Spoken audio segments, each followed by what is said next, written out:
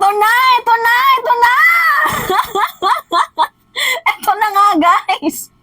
Nagbabawi! Bumabawi! Itong si former spokesperson Harry Roque sa ginawa niyang kapalpakan na panlalaglag kay Digong. So ngayon nga, guys, nag-iini-mini-mini muna itong si Roque. Nagtuturo na siya. Unti-unti niya nang inaaway lahat ng pwedeng awayin. Inaway niya si Trillanes, inaway niya si Dilima, inaway niya din, guys, itong si Carpio. Alam niyo, guys, tawang-tawa ako kasi ang ginagawa, guys, ni Harry Roque, naghahanap siya ng pwedeng sisihin. So ngayon, ito yung napagtripan niya, guys, si Trillanes. So inakusahan niya si Trillanes na si Trillanes daw po ang totoong nagtaksil sa ating bayan. Kasi 'di ba, kung matatandaan nyo, mayroong secret deal itong si Digong na nag-commit tayo na hindi daw tayo magdadala ng large-scale materials, mga materials to reinforce the BRP Sierra Madre or to construct the mag-construct tayo, magtayo tayo ng structural base. Yan po yung secret deal ni Digong. Pero later on, nalaglag kasi si Roque nadulas. 'Di ba? Na sabi kasi hindi tayo magdadala ng geto ganyan. Pero paglilinaw niya, gentleman's agreement daw po ito. So yun na nga, from secret deal naging gentleman's agreement. And then later on, binago niya. Kasi ang gentleman's agreement, medyo hazardous din ito na word kasi parang ganun din, walang pinagkaiba. So ngayon, hindi daw totoo ang gentleman's agreement. Kasi pinahiya niya, guys, literally yung kanyang sarili. Siya na mismo yung nagsabi na hindi totoo yung gentleman's agreement. Bali, bumalentong ba siya sa kanyang sinabi. So ngayon, ang sabi niya, isa daw po itong status quo o generics, di ba? Para less yung hazards.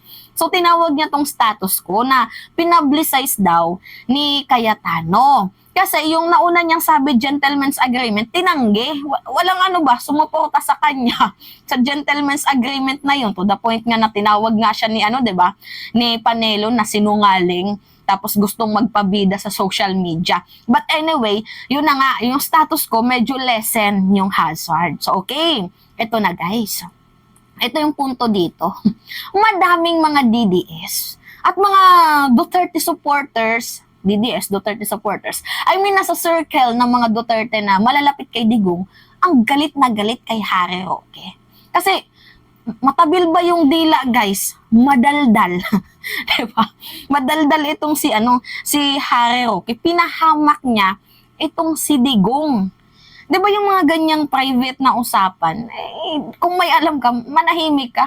Kasi yung punto talaga nila, guys, sirain ang reputasyon ni President Marcos. Kasi yung naratibo nila, gusto nilang palabasin na gusto ni President Marcos na magkagera.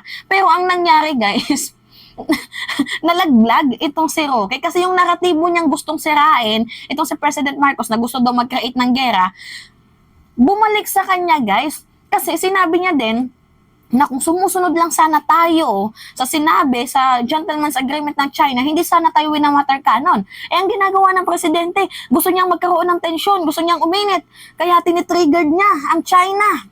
Yung point kasi nila, guys, gusto daw ni President Marcos na magtatag ng martial law at pinapahamak niya daw tayo dahil yung kanyang action is leading to war, paggera na. Pero ang hindi inisip ni Roque, siniraan niya si President Marcos. Pero ang nasira, si Digong.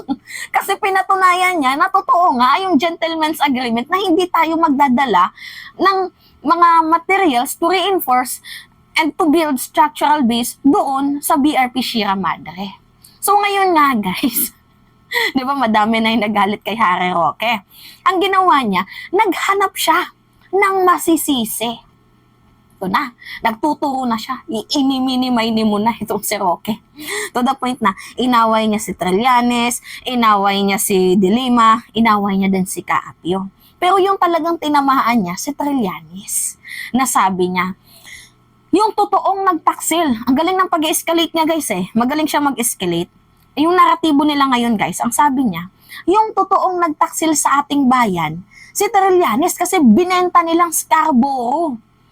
'Di ba? Nung panahon ni Duterte, wala pong nangyaring bentahan. Yan, yan na guys yung ano niya, yung panibagong naratibo niya. So ngayon, panoodin natin itong balita ng News 5. Natatawa talaga ako dito kay Roque. Yan yung napapala ng mga madaldal, ha? Ng mga matatabil ang dila. Pakinggan nyo, ha? Wait lang. Nakusahan ni Attorney Harry Roque si dating Senador Antonio Trillanes na ibinenta umano sa China ang Scarborough Shoal. Tinabla naman yan ni Trillanes. Nasa frontline ng balitang yan, si Camille Samonte. Kung si Pangulong Rodrigo Duterte mayroon gentleman's agreement sa China kung saan nakasaad na bawal daw magdala ng construction materials sa BRP Sierra Madre. Meron naman daw secret agreement sa China si dating Senator Antonio Trillanes. Ayon yan kay dating Duterte Presidential Spokesperson Harry Roque. Ibinenta raw ni Trillanes sa China ang Scarborough Shoal noong panahon ni dating Pangulong Noynoy Aquino. Rililing, ikaw ang pumasok sa secret agreement. Ikaw ang namigay ng teritoryo. Ikaw at ang Pangulo mo ang dahilan kung bakit nawala ang Scarborough Shoal. Bakit mo sasabihin na nagkaroon ng secret agreement ng Presidente Duterte? Walang teritoryong nawala sa Pilipinas ng panahon ni Presidente Duterte. Tinawag namang niyang fake news si Trillanes. Dagdag pa niya, sa panahon ni Aquino, napalaya sa Scarborough Shoal ang aabot sa 100 barko ng China. Administrasyong Aquino rin ang nagpanalo ng arbitration case laban sa China na isinantabi noon ni dating Pangulong Duterte. Si Trillanes ang tumayong back-channel negotiator para pahupain ang tensyon sa Scarborough noong 2012. Kung ano man ang ini-insinuate ng mga maka-Duterte na binenta ko raw ang Scarborough, maliwanag na fake news po ito. My mission was to de-escalate o pahupain ang tensyon at mabawasan ng mga Chinese ships in Scarborough Shoal. Hindi po covered at hindi pinag-usapan ang issue ng sovereignty kasi maliwanag na atin ang Scarborough Shoal. Yeah. Okay. Ganito guys Ito, nakikita niyo yan. Kinasuhan ni former President Duterte itong si Pinoy at itong si Trillanes na binenta daw kasi yan talaga guys yung pinapakalap nila. Sinira nila yung image ni Trillanes as a back channel negotiator. Anyway, iko-content na itatopic natin yan later on. 'Di ba? Ito kinasuhan ni Digong, si Trillanes at si Pinoy. Pero fast forward guys, binasura kasi kulang po yung ebidensya. Yan guys, binasura, ombudsman, junks, treason, espionage case against ex-Pinoy Trillanes. Hindi ko alam bakit patuloy pa din tong binubuhay ni Roque kahit alam niya naman guys na binasura na ito ng ombudsman. Lawyer, tingnan nyo guys, tingnan nyo, yung karamihan talaga sa mga lawyer, ang galing mag-escalate. Diba? Buti na lang nagbabasa tayo. Binasura na po yan guys. Hindi po totoo yung allegation na binenta ni Trillanes ang Scarborough doon sa Chinese through secret deal. Isipin nyo guys kahit katiting na common sense na lang. Paano mabibenta ng isang senador, diba, ang teritoryo ng Pilipinas doon sa China? Una, hawak niya ba ang titulo? Diba? Pangalawa guys, magkaibigan si Xi Jinping tapos si Digong, bakit hindi niya tanungin kung meron bang naibenta? Pangatlo, kung naibenta yan guys, ay di sana nagtayo na sila ng structural base dyan. Mayroon na sila sanang baraha sa atin. Hindi, binenta sa amin yan ni Trillanes kaya magtatayo kami ng ano dyan. Diba? Kaso wala naman tinayong structural base doon kasi nga hindi totoo na binenta ang Scarborough. Ulitin ko sa inyo guys yung pagiging back channel negotiator ni Trillanes, hindi po yun illegal. Ito po ay isang foreign policy tools. Nagigets nyo ako guys? Foreign policy tools siya, lalo pat hindi na po kayang ayusin ng DFA, Department of Foreign Affairs, yung lumalalang tensyon doon sa West Philippine Sea, partida doon sa Scarborough. Kasi ganito yun guys, noong 2012, nagkaroon po ng tinatawag na na standoff. Kasi ang ating Philippine Navy, meron po silang nahuling mga Chinese na nandoon po sa loob ng Scarborough, which is yung malinaw doon, illegal po yun. Hinuli ng Philippine Navy. Ang nangyari, sumaklolo tong mga Chinese. Nagpadala sila guys ng napakadaming barko hanggang sa umabot ng 100 plus. Yung barko doon pinalibutan ng Scarborough. Uminit guys yung tensyon.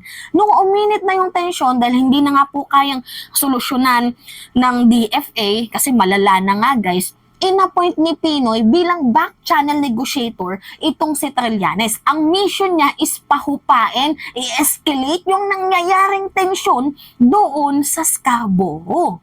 So, kahit pa umabot yan guys ng 1,000 meetings, kung ito lang guys yung magiging solusyon para mapahupa yung tensyon, bakit hindi?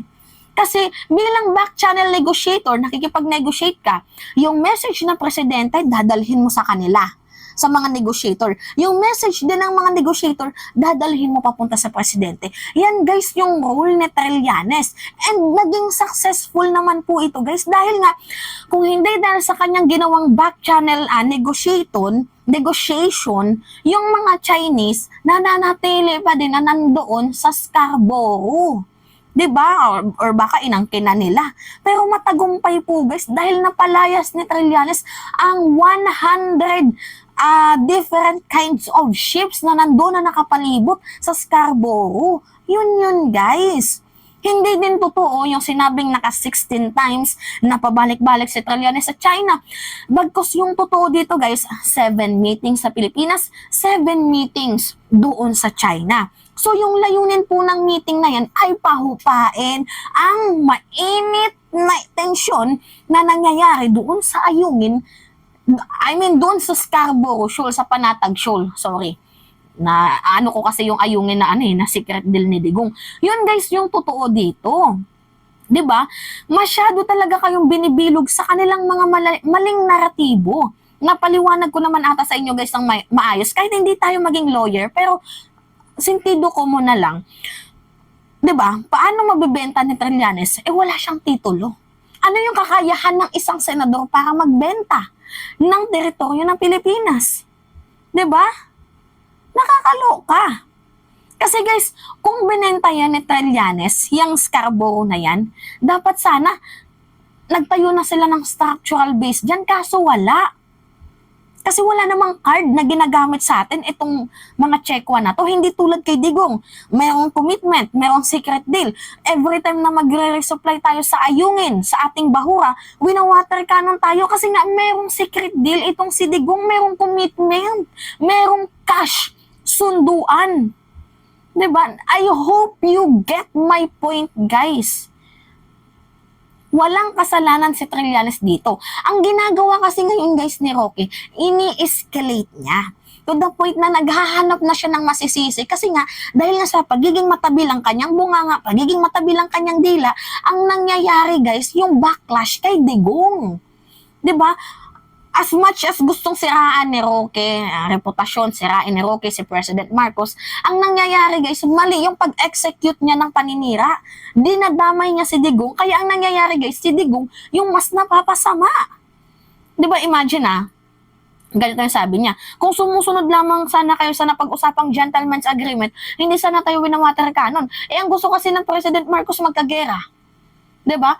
Tinira niya si President Marcos, pero yung mas lalong natira dito si Digong kasi si President Marcos pinapagtanggol ang sarili nating teritoryo, pinipreserve ang sariling atin. Kaya nga nakikipaglaban tayo. Pero sa diplomatikong pamamaraan, hindi sa gera. Kasi ang gusto na lang palubasin, gustong mag-martial law ni President Marcos at gusto niya din na magkagera. Yan yung gusto nilang ipalabas sa naratibo. Ang nangyari guys, baliktad. Imbis na masira si President Marcos, ang nasira si Digong. Kasi the way na pagkakasabi niya na kung sumusunod sana tayo, na hindi sana tayo magdadala ng mga materials doon sa BRP, hindi sana tayo winawater cannon. So meaning, pinapatotohanan niya na totoo ang secret deal ni Digong. Pero tinawag niya itong gentleman's agreement para mas lessen ang hazard. And then madami pa ding nag-backlash sa kanya so that ang ginawa niya, pinahiyan niya sarili niya na hindi totoong gentleman's agreement bagkus ito ay status quo. Para mas generic. 'Di ba? Nagagets niyo ako? Yun yung ginawa ni Rocky ngayon. So ngayon, madaming negative comments. Ang ginawa niya, general niya na lang na ang totoong nagtraidor sa ating bayan, sila Trillanes at si Pinoy. Imagine from secret deal ni Digong, bigla niyang in-escalate sa dating administrasyon. See? Ganyan po guys, may tililing si Rocky. Yan yung sinasabi ko sa inyo na kapag nakikinig kayo dyan, para kayong nabibrainwash. Diba? Para kayong kumakain ng tae. My God. Kaya nga guys, sinasabi ko sa inyo, may tama yang si Rocky. Kaya nga siya tinawag ni Panelo na sinungaling. Hindi lang first time itong tinawag ni Panelo second time na itong tinawag ni Panelo na sinungaling. Diba? So anyway, I hope na na-explain ko ng maayos. So, yan naman kasi yung role natin dito, guys, is magkaroon ng kalinawagan. So, it's me again, guys, si Mima Alicia nyo, nagbabalik ulit para sa ating panibagong video.